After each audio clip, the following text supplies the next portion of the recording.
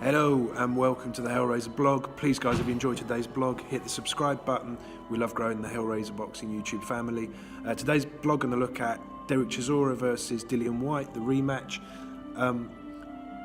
Big fight, attracting a lot of media attention. It was a little bit sad to see it on the same day as Frampton Warrington. That's another great fight. But anyway, today we'll just concentrate on Chisora Whyte. Right, so Dillian Whyte, I mean, I know both these boxers very well. Dereck Chisora, first time he ever walked into a boxing gym was when I was a trainer at Finchley ABC, so I remember him very well. Found him actually quite frustrating because he was very hot and cold. One day he looked like mustard, next day he looked half asleep. Never really knew which Dereck was going to turn up on any given day. And to be honest, to a degree, I still don't now. Dillian Whyte boxed in a lot of my shows, so I know, followed him very close up throughout his career. I mean, Dereck was an ABA champion. Dillian was maybe less prolific in the amateurs, but he did kickboxing, seemed to disappear for a while, then he came back. He got a win against Anthony Joshua, which certainly, you know, not many people can say that. The Anthony Joshua that he beat, you've got to say, I mean, you can find it on YouTube, the fight's on there. I wasn't actually at the fight that they had, but Anthony Joshua is very little resemblance to the Anthony Joshua that you see today. You know, Joshua's got a very good structure to his boxing, very well organised, and in that fight, you definitely not. He's all over the place. But it was early on in his amateur career, he was still very raw, and he's learnt a lot, you know, along the way since then. So anyway, this fight that we're going to see, I got to say, the first fight, I really fancied Dillian Whyte.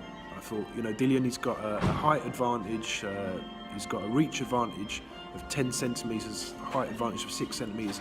I really thought Dillian here, it's obvious what he has to do. Dereck Chisora is a pressure fight. He comes forward, he moves his head very well, and I was certain Dillian's going to box him. He's not going to start brawling, but I'd missed one thing, right? And race shouldn't come into boxing at any point for me. But look, this is two black guys. They're both sort of street guys, and they're very proud. And in this fight, they sort of insisted on trying to show, to me, it looked like they insisted they were trying to prove who's the tougher guy, not who's the better boxer, who's the tougher, who can stand and trade and keep wading in for longer, and they didn't want to give an inch. And I do psychologically understand that, why you would want to impose that on your opponent. That makes sense, I get that. But then use that to buy yourself space, to buy yourself time, and then box. But these guys really didn't seem to do that. And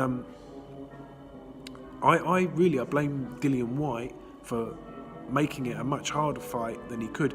And I mean, Dillian Whyte is trained by Mark Tibbs, so Mark Tibbs, son of legendary trainer Jimmy Tibbs, Mark knows boxing. I mean, I really expected Dillian to have more discipline and to sort of use that reach and the movement. Dillian Whyte's actually quite light on his feet, at moving side to side, lateral movement, and I expected him to use that. And Dereck's got very good upper body movement, so I expected Dereck to use that and to march forwards. Yes, and that's what he did.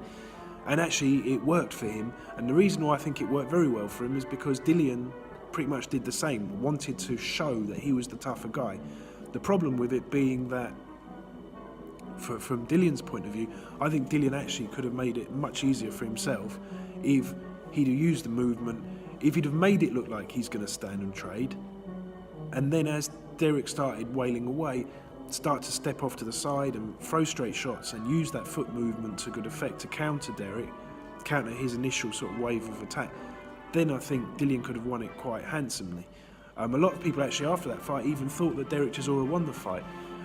I actually didn't. I thought Dillian nicked it, but I didn't think there was that much in it at all, and I thought Dillian should have won it clearly if he'd have engaged more sort of with his brain than his heart.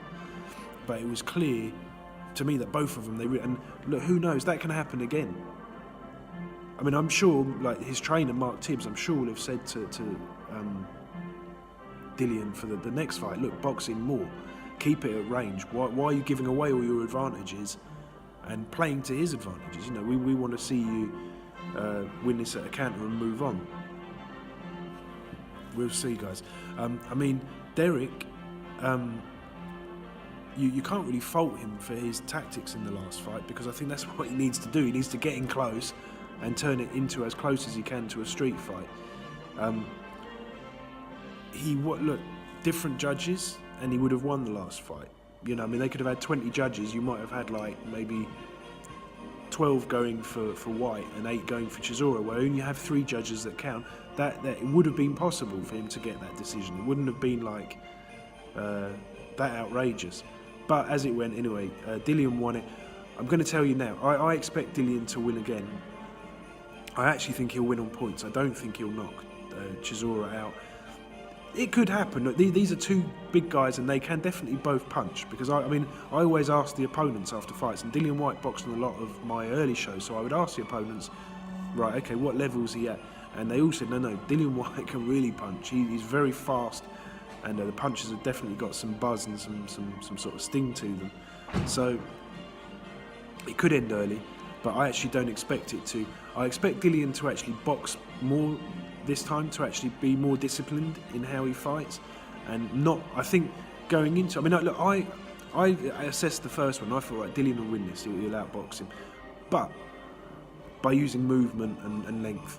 But when it actually happened on the night, I realised very quickly, I thought, of course, you know, they're 2 guys, and they're, you know, 2 big black guys, and they got like similar crowds of followers and fans, and they clearly wanted to impose themselves as the tougher man, not necessarily the better boxer, the tougher man, which is why I think it turned into the fight which for the neutral fans, that was very entertaining. You know, we saw a really good fight, and hence why, look, it's now on pay-per-view again, and it will get, I think, plenty of viewers. But from a technical boxing point of view, I think if Dillian can stick to boxing, I think he wins it.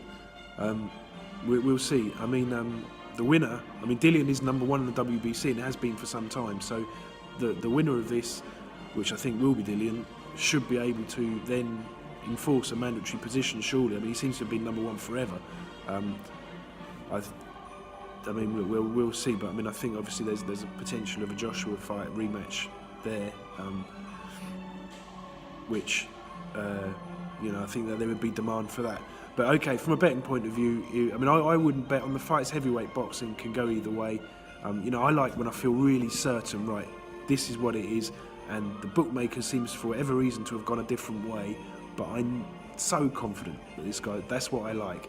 Here, you know, look, the guy that's probably going to win is 1-3. Is there value there? I think there is if Dillian boxes, because I think he should win it quite easily if he sticks to boxing. But you can't guarantee that he will, because on the night when the cameras are rolling and the lights are there and big hall full of people, in the moment he seems like the sort of guy that might just decide, right, I'm going to stand my ground and I'm going to show. And if he does that, then I go sort of 55% Whyte, 45% Chisora. Chisora's got a fat sliced chance of getting a win. If he boxes, I think he wins it more easily. But it's heavyweight boxing, they can both punch. Who knows what will happen. If you're wondering about the background today, guys, I'm in Disneyland Paris. So of course, what you do in Disneyland Paris, you do a Hellraiser blog. But anyway, back to London tomorrow. So enjoy the blog, and please, if you liked it, hit the subscribe. See you then. Thanks, guys. Bye bye.